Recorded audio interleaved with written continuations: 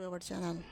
आज हम बात करने वाले हैं ड्रामा सीरियल दीवार की एपिसोड 47 की। ये एपिसोड इमोशंस, फैमिली कॉन्फ्लिक्ट्स और सस्पेंस से भरपूर था। अगर आपने अभी तक ये एपिसोड नहीं देखा तो इस रिव्यू में स्पॉइलर मौजूद हैं। एपिसोड की शुरुआत ही एक टेंस माहौल से होती है। पिछले एपिसोड के बाद हर किरदार अपने फैसलों के नतीजों का सामना कर रहा होता है। घर का माहौल पहले से ज़्यादा ख़राब नज़र आता है और हर शख्स के चेहरे पर परेशानी साफ दिखाई देती है।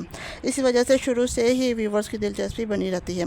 सबसे पहले बात करते हैं लीड कैरेक्टर की, जो कि गुड़िया बाजी का है। इस एपिसोड में उनकी एक्टिंग वाकई काबिल तारीफ़ है।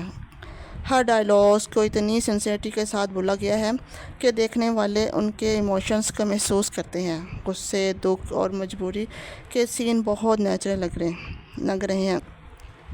इस एपिसोड में जैसे कि आपको पिछले एपिसोड में देखा था कि नाज़ो ने मारिया की जेस की कमीज़ इस तरह से जला दी थी। उसका इल्ज़ाम आफिया पे लगाया गया था और सब इसकी वजह से सब उसको आफिया को बहुत बुरा भला कहते हैं और अहमद भी उसको बहुत डांटता है, जिसकी वजह से वो नाराज़ होकर अपनी मामा के घर चली जाती है।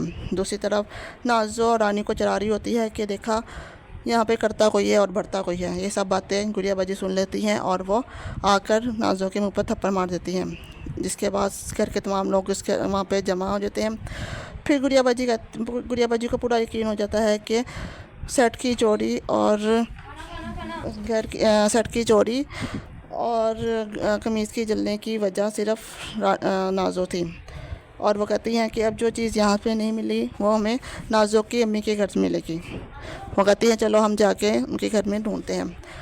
शारिक और नाज़ो उनको बहुत मना करते हैं कि वहाँ पे जाने की कोई ज़रूरत नहीं है, लेकिन वो जाती हैं और वहाँ पे जाकर उनके घर की तलाशी लेती है। एपिसोड का क्लाइमैक्स सबसे ज़्यादा इंटरेस्टिंग रहा।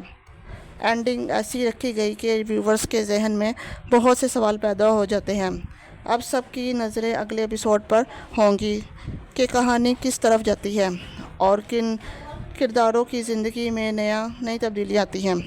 क्या सेट उनको वहाँ से मिलेगा या कोई और चीज़ उन्हें वहाँ से मिलेगी। अगर कहानी की बात की जाए तो कुछ सीन्स को थोड़ा शॉर्ट किया जा सकता था, कुछ सपोर्टिंग कैरेक्टर्स को भी और स्क्रीन टाइम मिलता तो उनकी स्टोरी और बेहतर समझ जाती।